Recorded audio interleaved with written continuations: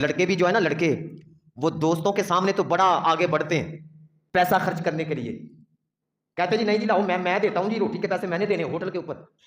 اور باپ گھر کے اندر ترس رہا بیچارہ دوائی کے لیے۔ یہ پچھلے دنوں میرے پاس ادھر ایک بابا جی آئے، کسی گاؤں کے تھے،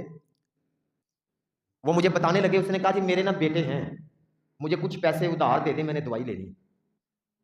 یقین مانے ادھر میرے پاس آئے، میں نے پیسے مجھے دے، میں نے دوائی لینی، ادھار دے دیں، اور مجھے ساتھ بتانے لگے، کہنے لگے کل نا میرے بیٹے آپس میں جھگڑ رہے تھے،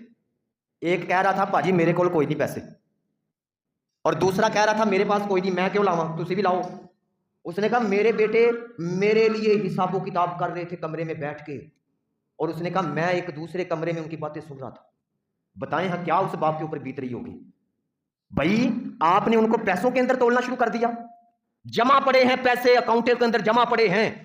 ایسی بدبخت اولاد ہے والدین کے اوپر لگانے کے لیے تیار نہیں، والدین کے اوپر لگانے کے لیے وہ اندر سے گھبراہٹ ہو رہی ہے، او جی میرے پیسے کم ہو جائیں گے، کیا کرو گے یار ان پیسوں کو، کہاں لے کے جاؤ گے ان پیسوں کو؟ باپ کا سایہ سر پر رہے،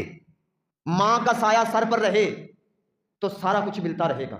رب کے ہاں بھی تمہاری نیتیں ہماری دیکھی جاتی ہیں کہ ہماری یہ نیت کیا ہے، اللہ کو سارا پتا ہے کہ پیسے جمع پڑے ہیں، بیٹا لگانے سے گھبرا رہا ہے، وہ کہہ رہا ہے میں کیوں لگاؤں، میں کیوں لگاؤں، وہ دوسرا لگا لے،